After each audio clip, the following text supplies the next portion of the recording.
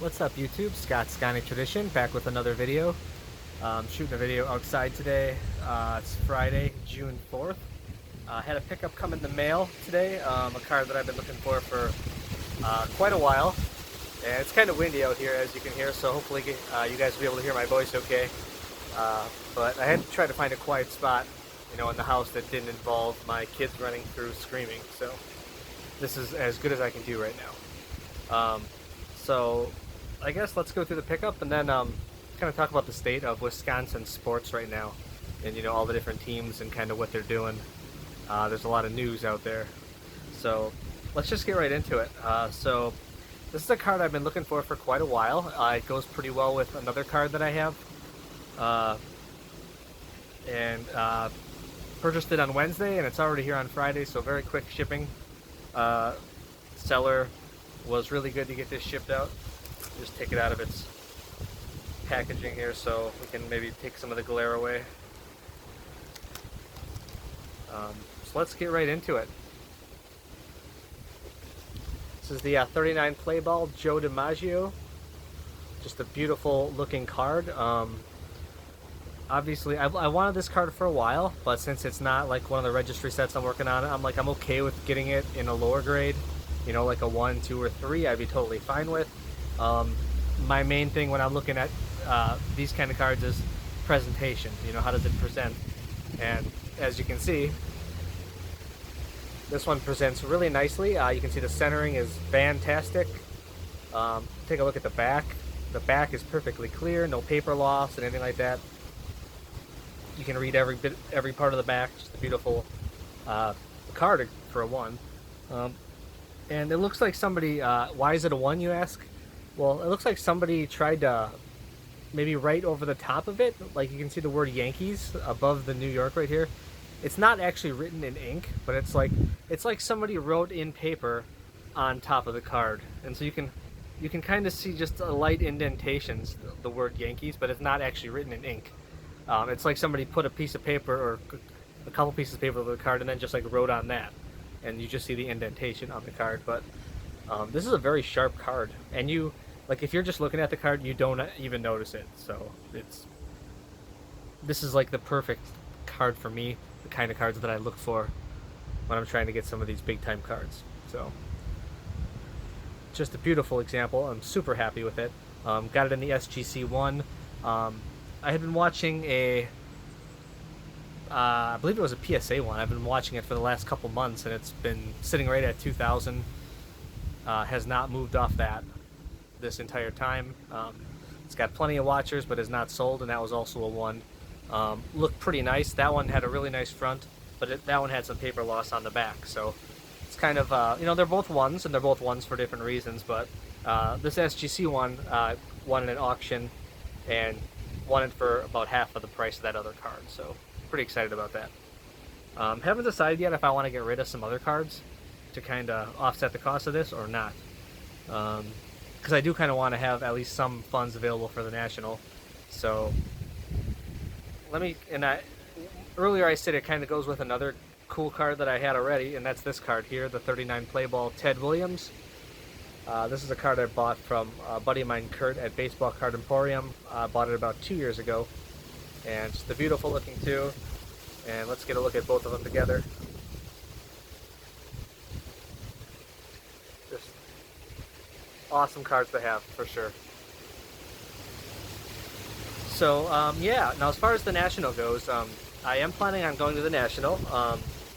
I guess my plan is to stay with Burt Cat 8, Joey, and Everett, kind of like I did in 2019 in Chicago. That was my first National. My plan as of now is to drive down either late Wednesday night or early on Thursday and do the show maybe Thursday, Friday, and early Saturday, and then kind of leave after that. That's kind of what I did the last time. It worked out great for me. By early Saturday, I was absolutely exhausted at the last National, so everybody should, everybody's different, but for me that was, I must have talked to 100 people at that National, and it was absolutely amazing. But I was worn out after 2 or 3 days of that, and I had seen all I needed to see, picked up what I wanted to pick up, and I was good to go after that. So I might do something like that then. So please let me know in the comments, who else is planning on going to the National. I'd love to meet up with, as many of you guys as I can. Uh, Possibly some people meeting for the first time, and certainly catching up with, so many people that I met and other friends in the hobby that I've, met for the first time in 2019. That was just amazing. So really looking forward to that. Got a couple weeks, about 7 weeks now till the National, so really looking forward to that. Now let's talk about some Wisconsin sports team news. I guess the biggest news around here, and continues to be, is Aaron Rodgers. What will he do? Will he come back to the Packers? Will he demand a trade? Will he retire? As of right now, my thought is that he probably will come back. Even though a lot of the media has taken this like that he won't, and that he'll force a trade or that. From my perspective, I think the Packers have all the leverage here. Aaron Rodgers is under contract for 3 more years. They know they're not going to be able to get from any team in a trade what Aaron Rodgers is really worth. So, and they've said they're not looking to trade him, and I believe them. They're not looking to trade him. So, I guess now this is a loophole. The loophole is if a player retires, they have to sit out a year, I believe, and then they can come back after that and play if they would want to. I think that's a loophole. I think that's a loophole that probably needs to be closed. I think if you retire, you're retired, and if you do decide to come back, you have to come back with, or at least give the team that currently has you under contract first dibs if you do decide to come back. I don't think that should be like a, wiggle off the hook kind of thing if you're under contract. So I think that the Packers are going to play hardball with Rodgers, and if he doesn't want to play it for the team for whatever reason, I don't think they're going to trade him. I think they're just going to let him sit a year. They're going to probably bring in some other quarterback. They still have a pretty damn good team around him. And honestly, from Rodgers' perspective, I mean, you got Davante Adams, who's an all-pro wide receiver. I know the gripe for the Packers is they don't take receivers in the first round, but I mean, look, they got Jordy Nelson in the second round, Randall Cobb, of course, Davante Adams in the second round. They got some huge names in the second round. These are great receivers, so if you can draft those kind of receivers in the second round, you don't need them in the first round. So I don't understand this kind of national perspective of, they haven't drafted a wide receiver in the first round for Rodgers. You got to draft. Now, I think they have drafted way too heavy on defense. They've drafted defense 9 out of the last 10 or 11 years, and and they don't seem to be very good at drafting defense. So, I do get that side of it, but this whole second round, first round wide receiver argument, I don't get at all, because they've had some stud receivers, and Adams he's outstanding, wonderful wide receiver. So, and they've got great weapons right now with Adams and Tanyan, who was the leading tight end in touchdowns last year. Aaron Jones, A.J. Dillon, the rookie, a good offensive line with Bakhtiari coming back, and a pretty good defense. They're bringing back Preston Williams. Rashawn Gary's looking better and better as a pass rusher. Zadarius Smith. Preston Smith, I meant to say earlier. But yeah, I mean, they've got pass rushers coming back. They got Jair Alexander, who's a shutdown corner. If you're Aaron Rodgers, where else would you go that has this kind of supporting cast around him? Considering the team that the Packers would trade with would have to give a lot of assets back to the Packers. It just doesn't make any sense from Rodgers' perspective. I'm not sure what he exactly expects, you know what I mean? I think we all go through things where maybe we don't like management, or there's something in our job that maybe we don't like. But Rodgers is going to, honestly, and I love the guy. I love Aaron Rodgers and what he's brought to the Packers for the last, 15 plus years. And to take over from Brett Favre, the whole thing's amazing. But he's got to, at this point, put on his big boy pants and just come in and play. We don't love necessarily certain aspects of our job sometimes, but he can play for his team. He still has a lot to play for. And at the end of the day, he's got the best chance to win a Super Bowl, I think, with the current team that he has. Considering any other team would have to trade so much assets back to the Packers, that Rodgers would be going on a team that has that many less assets. So that's my thoughts on that. I like to think, and I hope that cooler heads will prevail at some point, and Rodgers will end up coming in for mini camp and certainly training camp, and they can just move forward. Maybe they end up trading him after this year, in 2 years, and just be done with it. But if you're Rodgers, are you really going to retire and sit out a year and come back when you're 39 years old?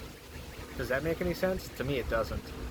I don't think he's going to want to waste his upper 30s just sitting out a year. So we'll see what happens. And not to mention, you have to pay $35 million back to the Packers. So if he sits out, and nobody likes to do that. So we'll see what happens. Hopefully he's back.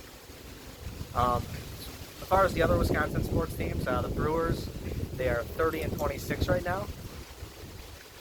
They're pretty decent this year. Their pitching is outstanding with Brandon Woodruff, Corbin Burns, Freddie Peralta. They've been amazing. I think Woodruff has an ERA of like 1.27, just ridiculous numbers. I think he leads the league in WAR for pitching, and he's had an outstanding year. And then Burns has an ERA around just over 2, and so does Freddie Peralta. And of course, you got the back end of the rotation, or of the relievers with Devin Williams, who was last year's Rookie of the Year, and Josh Hader, who's still amazing this year.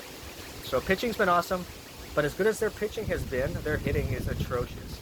And so they're 4 games over 500, but their run differential right now is -12. So if you look at some of the teams in the NL West, like the Dodgers, the Giants, and Padres, they're all like +60, +70, +80 run differential. So the Brewers' offense is just horrendous. So I like to think they can't be this bad, but they have so many guys hitting around 200. Yelich hit his second home run yesterday. It was a 3-run homer. Hopefully that kind of gets him going, but we'll see. Keston here has been super rough. Can't hit anything. He's missing 90-mile-an-hour fastballs down the middle. So now his mom has issues with breast cancer right now, so he's got a lot on his mind. So it's hard for me to believe that a pure hitter like him is having this much trouble.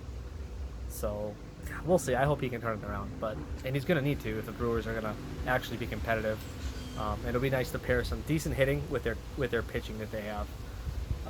So it's kind of wait and see on them. We'll see, but love their pitching so far this year. I guess the last thing we'll talk about is the Bucks. Man, they swept the Miami Heat in 4 games. Gotta love that. The Heat were their bugaboo. They lost to them like a ton in the regular season the last 2 years.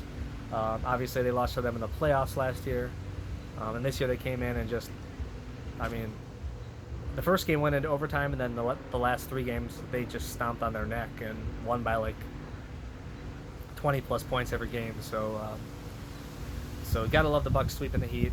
Huge matchup now with the Nets coming up tomorrow. Starts on Saturday evening.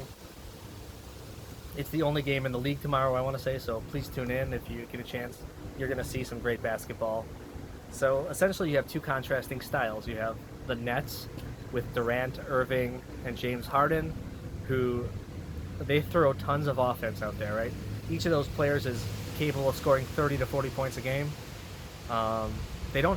They're towards the bottom of the league in defense, but they just try to run you off the court, basically. And then you got the Bucks, who they can score a lot too. They can score up into the 120s, 130s, 140s, but they got some defense. So they got PJ Tucker they brought in. Bobby Portis is tough. They got Giannis. Drew Holiday, one of the best defenders in the league.